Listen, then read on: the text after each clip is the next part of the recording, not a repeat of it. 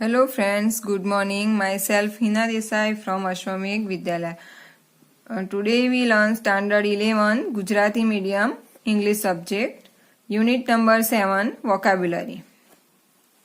ગયા પીરિયડની અંદર આપણે કોમ્પ્રિહેન્શન 2 જોઈ ગયા. આજે આપણે વોકેબ્યુલરી વિશે જોઈશું.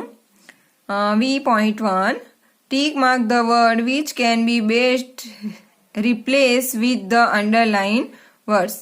કે ટીક માર્ક નિશાની કરવી. Which can be best replace કે જે યોગ્ય રિપ્લેસ એટલે એની જગ્યાએ મૂકવાથી વિથ ધ અંડરલાઇન વર્ડ્સ કે જે અંડરલાઇન શબ્દ જે સેન્ટેન્સ આપ્યા છે નીચે તો જે વર્ડ્સ છે એની નીચે અંડરલાઇન કર્યું છે તો એ વર્ડ્સનો મિનિંગ છે તો એના જેવો એની જગ્યાએ બીજો વર્ડ્સ આપણે કયો નીચેથી મૂકી શકીએ જે ઓપ્શન આપ્યા છે એમાંથી તો કે એ સેન્ટેન્સનો મિનિંગ ચેન્જ થાય નહીં અને જે વર્ડ્સ છે એ વર્ડ્સ અને જે આપ્યા છે વર્ડ્સ એ સરખા હોય તો એની જગ્યાએ વર્ડ્સ આપણે રિપ્લેસ કરવાનો છે જે અંડરલાઇન કરેલું છે એ વર્ડ્સની જગ્યાએ. તો પેલું છે first, the હોટર the food is the more molecules will be release while chewing.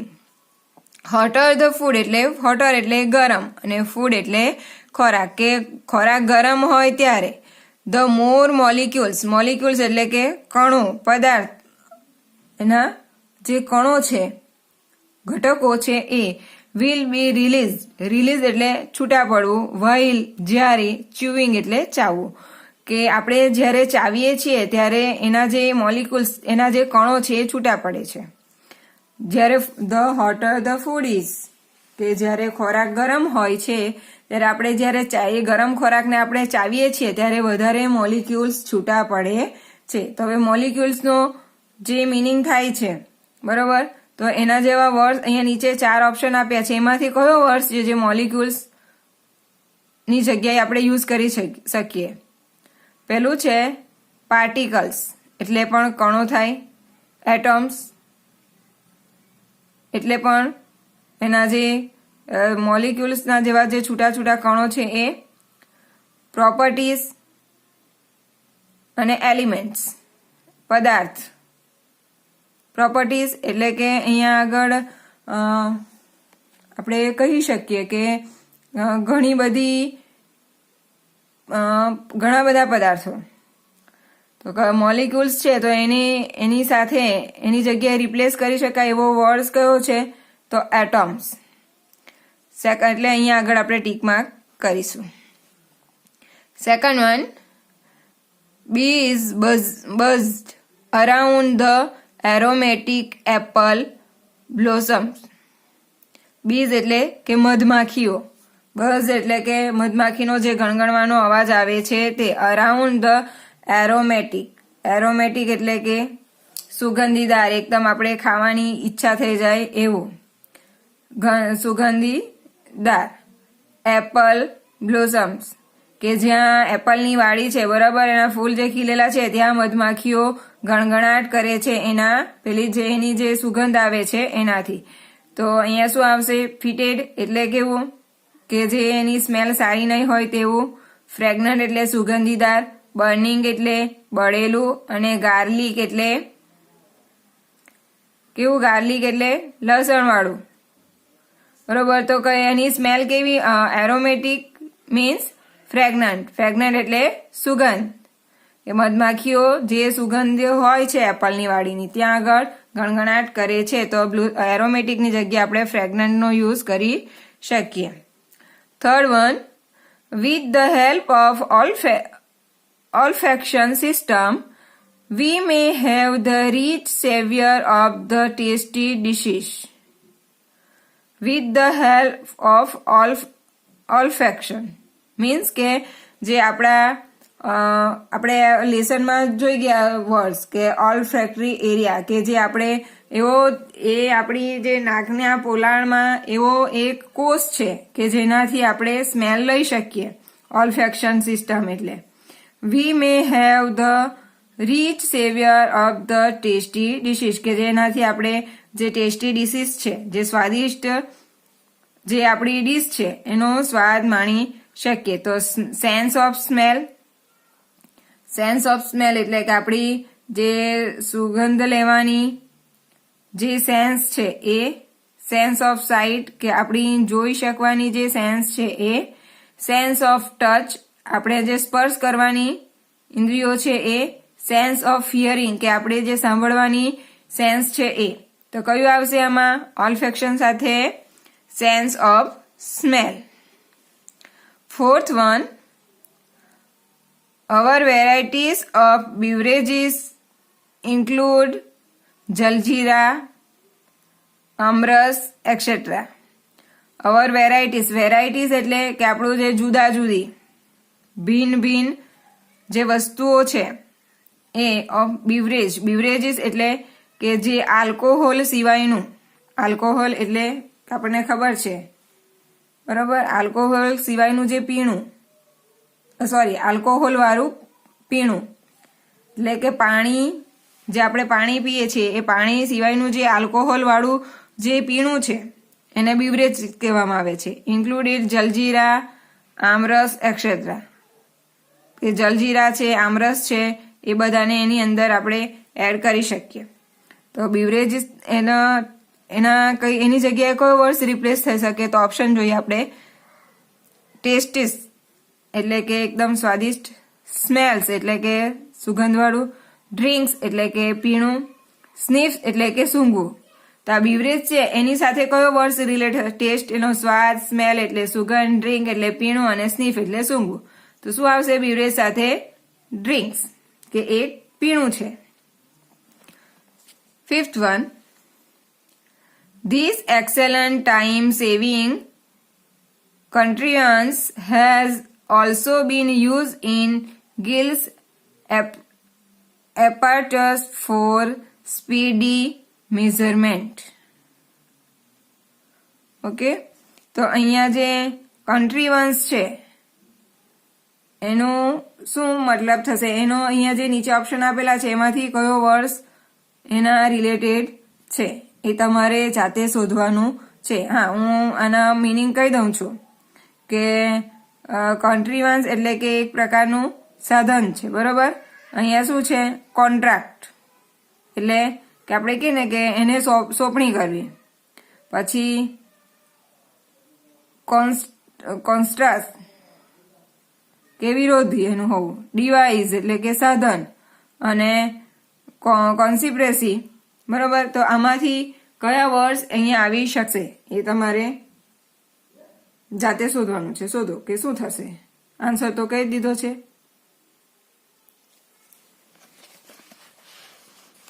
એનો મિનિંગ કોન્ટ્રીવર્સીનો મિનિંગ થશે ડિવાઇસ. એના રિલેટેડ વર્ડ્સ આવશે. Next page 6.1, whether the arrives for the next meeting is yet tentative. Whether he arrives એટલે આવવો, for the next meeting એટલે બીજી ત્યારબાદની meeting એટલે meeting, is yet tentative કે તે ચોક્કસ નથી, કે હવે પછીની એ આવે પછી મીટિંગ ક્યારે હશે એ કોઈ ચોક્કસ નથી. અનસર્ટેન એટલે કે એનો કોઈ ચોક્કસ સમય નથી. સેન્સિટિવ એટલે કે એકદમ સેન્સિટિવ, શું એને આપણે કહી શકીએ કે વધુ પડતો અસર કરે એવો વિઝર કે જે નાજુક ભાગ. ટેન્ટલાઇઝિંગ અને ફિક્સ્ડ ચોક્કસ. તો એનું શું થશે? ટેન્ટેટિવનું અનસર્ટેન કે એ કોઈ ફિક્સ નથી. This evidence points to the conjecture that they were part of Mediterranean race. Conjecture તેના ઓપ્શન આપેલા છે assumption, conjunction, connective, doubt. Conjecture એટલે કે એની પર આપણે ધારણા રાખી શકીએ એવું. એઝપ્શન એટલે ધારણા થશે, કંજક્શન એટલે જોડવું, કનેક્ટિવ એટલે પણ જોડાયેલું, ડાઉટ એટલે શંકાસ્પદ. તો શું આવશે અહીંયા? એઝપ્શન એની સાથે આવી શકશે. Okay, now V2. Tick mark the word the most opposite in meaning. કે અહીંયા જે વર્ડ્સ આપેલા છે તો એનો સૌથી ઓપોઝિટ, એનો વિરોધી મિનિંગ અર્થ હોય એવો વર્ડ શોધવાનો છે. ફર્સ્ટ છે ફ્રેગ્નન્ટ. તો ફ્રેગ્નન્ટ એટલે સુગંધ, તો એનો એકદમ ઓપોઝિટ વર્ડ કયો? એમ્બ્રોઝિયલ એટલે પણ કેવું થાય? સુગંધીદાર. ડિલેક્ટેબલ એ પણ ઓડિફિયસ. સ્ટિંકિંગ એટલે કે એકદમ દુર્ગંધવાળું, તો અહીંયા સ્ટિંકિંગ એનો ઓપોઝિટ થશે. ઇમ્યુન, બરોબર, એનો ઓપોઝિટ કયો થશે? તો રિસ્પેક્ટિવ. પછી છે સેવિયરી એટલે કે કેવું? કે સ્વાદવાળું.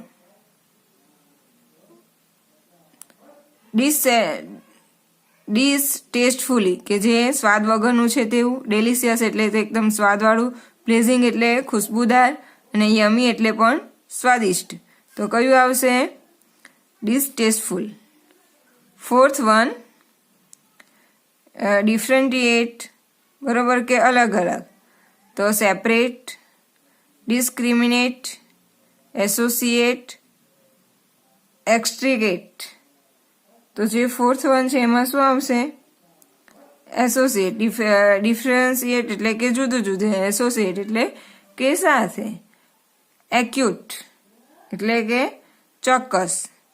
ઇન્જિનિયસ, ઇમ્પર્સ્પેક્ટિવ, સેન્સિટિવ, ઇનેન્સ.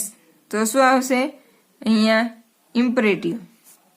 કે એ એક્યુટ એટલે ચોક્કસ યોગ્ય, અને ઇમ્પરેટિવ એટલે અયોગ્ય કે ચોક્કસ નથી.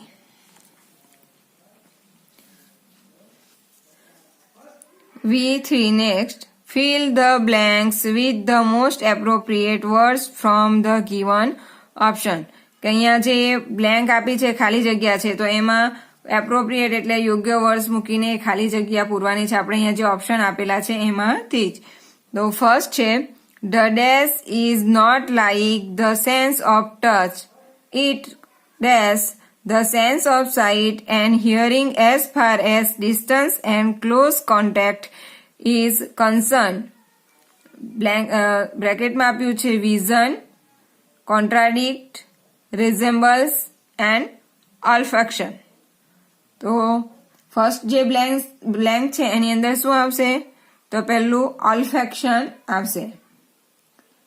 ઓકે, એન્ડ જે સેકન્ડ બ્લેન્ક છે એની અંદર કોન્ટ્રાડિક્ટ આવશે. અહીંયા olfaction છે એ અહીંયા ફર્સ્ટ બ્લેન્કમાં આવશે, અને જે આ કોન્ટ્રાડિક્ટ છે એ સેકન્ડ બ્લેન્કમાં આવશે. કે the olfaction is not like the sense of touch. કે જે આપણી જે શ્વાસ ઇન્દ્રિયો છે એ ટચના જેવી કે સ્પર્શના જેવી સેન્સ વાળી નથી. ઇટ કોન્ટ્રાડિક્ટ એટલે કે વિરોધવાળી. It contradict the sense of sight and hearing. કે જે આપણી જોવાની સેન્સ છે, બરોબર, અને જે સાંભળવાની સેન્સ છે એના કરતા as far as distance and close contact is concern. કે બરોબર, કે એ કેવું કે જે આપણી જે જોવાની અને સાંભળવાની જે સેન્સ છે એના કરતા એ કેવો એકદમ ક્લોઝ કોન્ટેક્ટ એનો રહેલો છે. કે જે કઈ જે આપણી શ્વાસ લેવાની જે સેન્સ છે એ. Second one, in humans the dash is far better than the dash for long distance purposes. બ્રેકેટમાં આપ્યું છે sense of sight, sense of smell, sense of touch, sense of hearing. In humans એટલે કે માણસોમાં the dash is far better than the dash. કે કોના કરતા કોની સેન્સ વધારે છે? તો સેન્સ ઓફ સાઇટ. ફર્સ્ટમાં આવશે આપણું જે આ સેન્સ ઓફ સાઇટ એટલે કે આપણે જોવાની ક્ષમતા રહેલી છે તે, અને સેકન્ડમાં આવશે આપણું સેન્સ ઓફ સ્મેલ.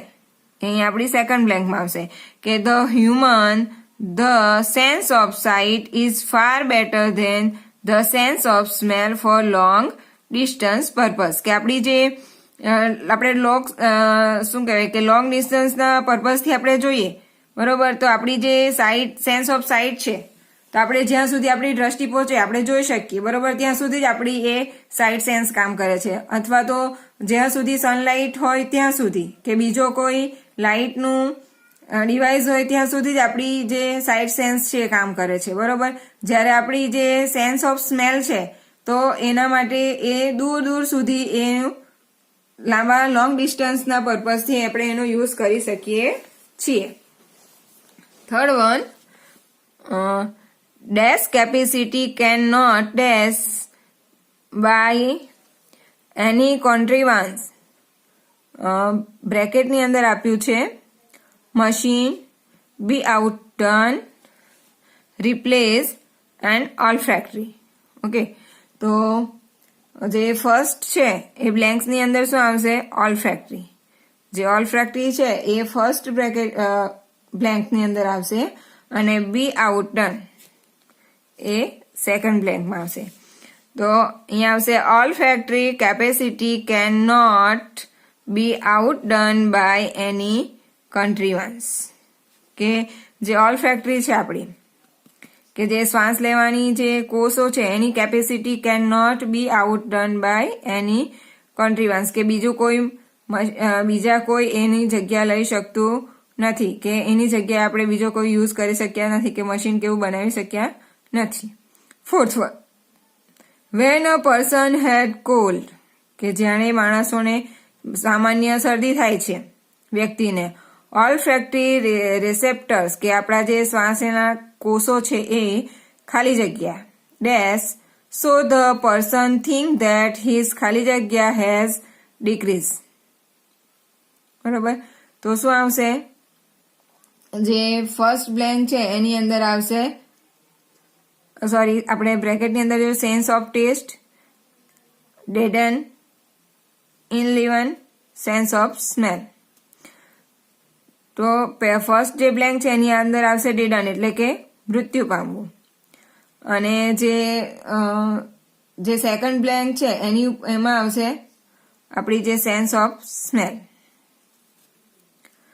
તો van a person has cold કે જ્યારે વ્યક્તિને સામાન્ય શરદી થાય છે ત્યારે ઓલ્ફેક્ટરી રિસેપ્ટર ડેડેડ કે જ્યારે એના જે શ્વાસેન્દ્રિયને લગતા જે કોષો છે એ કેવા ડેડેડ એટલે મૃત્યુ પામે છે. સો ધ પર્સન થિંક ધેટ કે તેથી વ્યક્તિ એવું વિચારી લે છે કે his sense of smell has decrease કે એની સેન્સ ઓફ સ્મેલ ઘટી ગઈ છે. કે આપણને જ્યારે શરદી થાય બરોબર ત્યારે આપણને સ્મેલ આવતી નથી. ફોર્થ વન છે fill in the crosswords boxes with the help of across key. The number of letters is mentioned in the bracket. કે આ બ્રેકેટની અંદર શું કહેવાય કે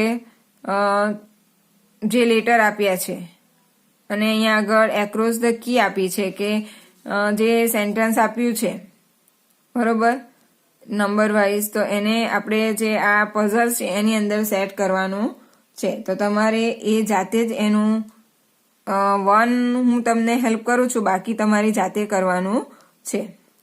first, a bacterial disease marked by rigidity and spasms of the voluntary muscles. 7 છે બરોબર આપણું જે આ, તો એમાં શું આવશે? અક્યુર.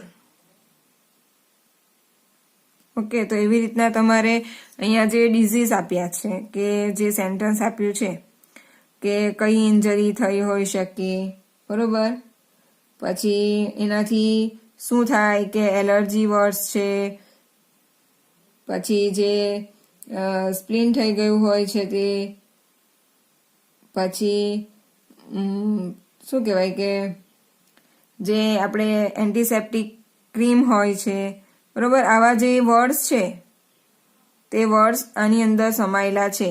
આ જે સેન્ટેન્સ આપેલા છે, પઝલ્સ છે એ, તો તમારે એના રિલેટેડ વર્ડ્સ આની અંદર સેટ કરવાનો છે. તો આ કી પઝલ તમારે જાતે કરવાનો છે. જો તમને નહીં ખબર પડે તો હું હેલ્પ કરીશ, બાકી તમારે એ જાતે જ કરવાનું છે.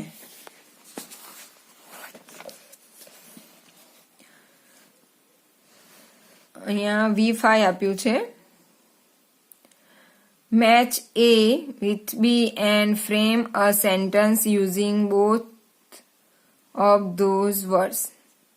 કે અહીંયા પાર્ટ A અને પાર્ટ B ની અંદર વર્ડ્સ આપ્યા છે, એને મેચિંગ કરવાના છે અને બંને વર્ડનો યુઝ થઈ શકે એવા અહીંયા સેન્ટેન્સ બનાવવાનો છે. તો પેલું આપ્યું છે બાઇટ, અને એની સાથે આમાંથી વર્ડ શોધવાનો છે. તો અહીંયા આપ્યું છે વેનમસ. બાઇટ એટલે કરડવું અને વેનમસ એટલે ઝેર, બરોબર, પોઈઝન. તો આ બે વર્ડ છે એના રિલેટેડ અહીંયા સેન્ટેન્સ આપ્યું છે એક્ઝામ્પલમાં કે bite of venomous snake can cause serious problem. કે જો આપણને એવો ઝેરવાળો સાપ કરડે તો આપણને સિરિયસ પ્રોબ્લેમમાં આપણે મુસીબતમાં મુકાઈ શકીએ છીએ. પછી બીજું આપ્યું છે ફર્સ્ટ એડ. તો જે ફર્સ્ટ એડ છે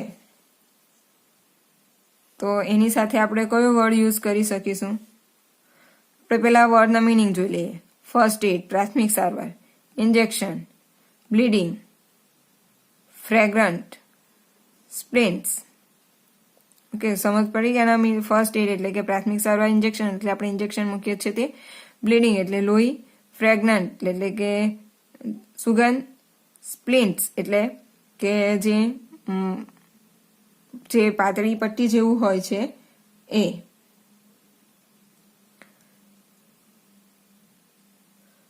ઓલ્ફેક્શન એટલે કે સુગંધવાળું, એટલે આપણે જે શું કહેવાય કે ફ્રેગ્રન્ટ છે એને આપણે ઓલ્ફેક્શન સાથે જોઈન્ટ કરી શકીએ. જે આપણું ફર્સ્ટ એડ છે તો એને આપણે ટનિક, એની સાથે કે જે ટનિક એટલે કે કોટનનો એક ગૂંચળું કે પાતળી પટ્ટી જેવી. તો ફર્સ્ટ એડ અને ટનિક. તો આપણે સેન્ટેન્સ બનાવવું હોય તો first aid is necessary four